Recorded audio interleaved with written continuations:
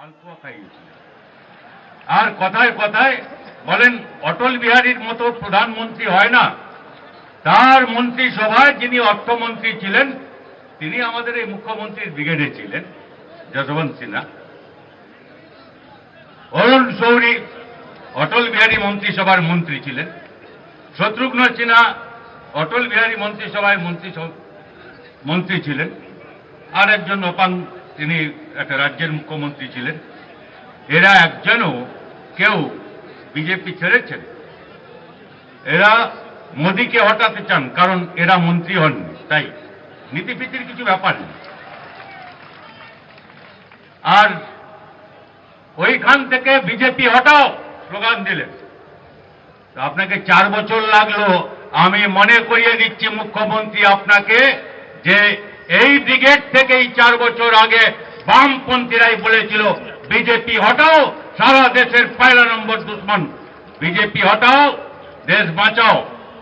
আর অবশ্য বলেছিল তৃণমূল হটাও, বাংলা বাঁচাও। আপনি অর্ধেকটা নিয়েছেন, আর বাকি অর্ধেকটা তো নিতে পারবেন না, সেই জন্য নিতে হবে আপনাকে। ধ্বংসের পথে পশ্চিম বাংলা, আমি আবার বলছি ধ্বংসের পথে।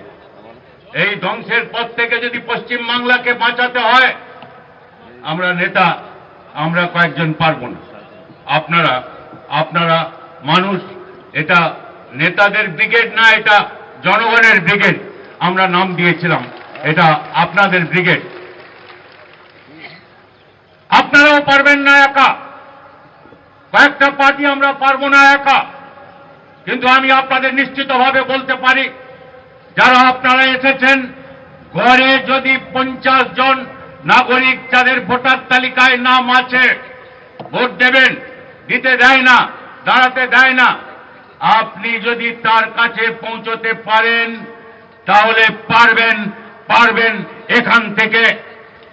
আগে তো বিজেপিকে হটাতে হবে দিল্লির থেকে, আর বিজেপিকে যখন দিল্লির থেকে হটাবেন তখন মুখ্যমন্ত্রীকে ফেলে দিতে কিছুদিন সময় লাগবে, বেশি সময় লাগবে না, বেশি সময় লাগবে। এর উপরে ও নির্ভর করে, ওর উপরে সে নির্ভর করে। মানুষের কাছে যেতে হবে আমাদের। আর খালি বিজেপি হটাও, তৃণমূল হটাও বললে হবে না, বিকল্প বলতে হবে আমাদের। কি চাই? আমরা 34 বছর ছিলাম, ভূমি সংস্কার, অপারেশন বর্গা, তারা কৃষক অধিকার পেয়েছিলেন, যা হয়নি কোথাও। আপনি কি করলেন? ওই যেগুলো খাস জমিগুলো জোরদারদের সব ফেরত দিয়ে দিয়েছেন, আর তারপরে বর্গাদারদের উচ্ছেদ করছেন। আমাদের কৃষকে যে কৃষির ফসল ফলিয়েছিল, গরিব মানুষ তার আগে বেশিরভাগ জমি রেকর্ড উৎপাদন বৃদ্ধি হয়েছিল। কিন্তু এই মুখ্যমন্ত্রী বলছেন যে 3 গুণ আয় বেড়েছে। আমি আপনাকে বলতে চাই, আমরা বামপন্থী কেন, পৃথিবীর কোথাও ইতিহাসে নেই যে কৃষকের আয় কোন দেশে এই 5 বছর 6 বছরের কি 7 বছরের মাথায় 3 গুণ বেড়েছে। আর এই কৃষকের আয় 3 গুণ বেড়েছে, তো আপনি ওইটা করছেন কেন? ওই কৃষক বন্ধু, আপনারা হওয়ার বন্ধু হওয়ার কি দরকার আছে? ধ্বংস কৃষি, ধ্বংস শিল্প। হ্যাঁ, সিঙ্গুর থেকে রাজভবন পদযাত্রা হয়েছিল ওই দাবিতে। সিঙ্গুরে আমরা শিল্প চাই, খালি সিঙ্গুর না, পশ্চিম বাংলায় আমরা শিল্প চাই, কলকারখানা চাই, কারণ তাছাড়া কাজ নেই। আমরা 2 হাতে কাজ আর পেটে ভাত, এই দাবি নিয়ে লড়াই করি। আমরা সেই দাবি নিয়ে লড়াই করব। আর এই চপ আর কি পকোড়া ভাজার জন্যে মুখ্যমন্ত্রী, প্রধানমন্ত্রীর কোনো দরকার নেই। ওটা যারা ভাজে তারাই ভাজতে পারবে, আপনাদের ওটার জন্য দরকার নেই। আপনি তাড়াচ্ছেন এখান থেকে শিল্প। আমি নিশ্চিতভাবে বলতে পারি, এই মুখ্যমন্ত্রী এ রাজ্যে যতদিন থাকবে, পশ্চিম বাংলায় 1 পয়সাও কেউ বিনিয়োগ করতে আসবে না, কোনো নতুন কলকারখানা হবে না। যেগুলো আছে শিল্প তাড়ুয়াকে তাড়িয়ে তবে গিয়ে আপনি পারবেন বেকারদের কাজ দিতে। পৃথিবীর ইতিহাসে কোথাও নেই, কোনো জায়গায় নেই যে কেবল কৃষিতেই মানুষের ভবিষ্যৎ সভ্যতার ইতিহাস হচ্ছে কৃষি, তার উপরে ভিত্তিতে দাঁড়িয়ে শিল্প, কর্মসংস্থান। হ্যাঁ, আমরা চাই সরকারি রাষ্ট্রায়ত্ত শিল্প বন্ধ করে দিচ্ছে একটার পর একটা।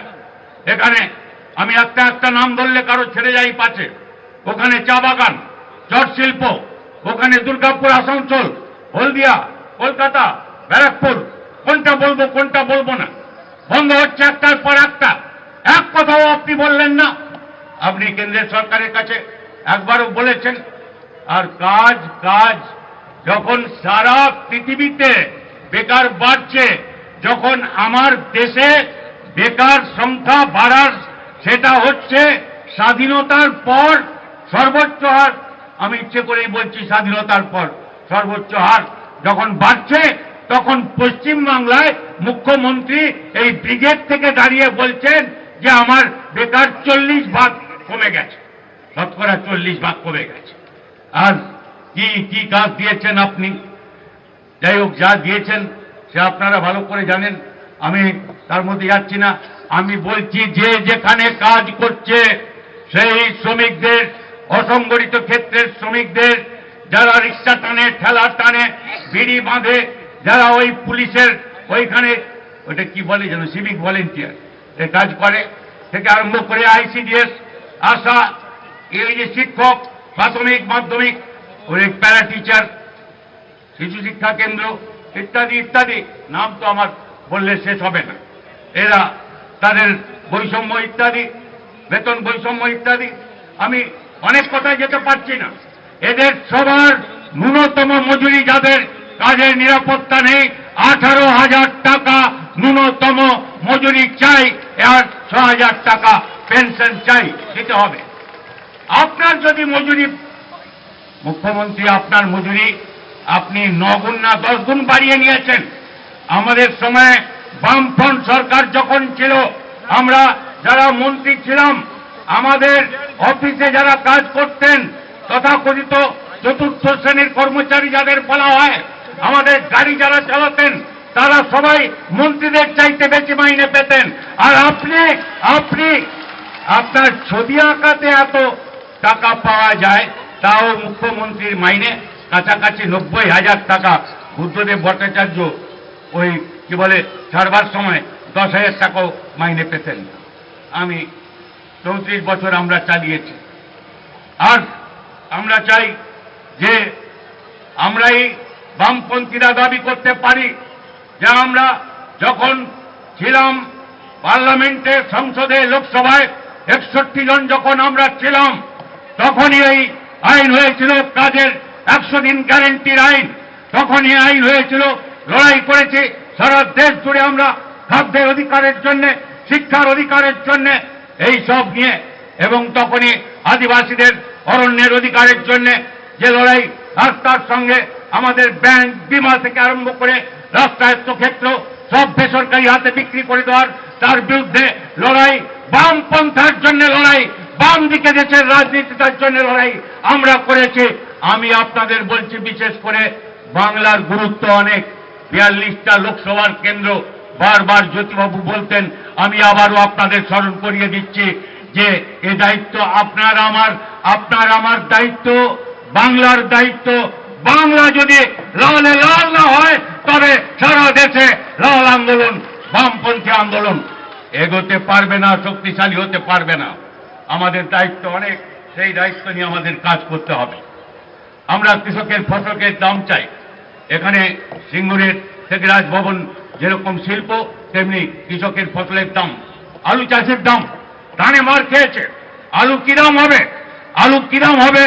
আমরা বুঝতে পারছি না।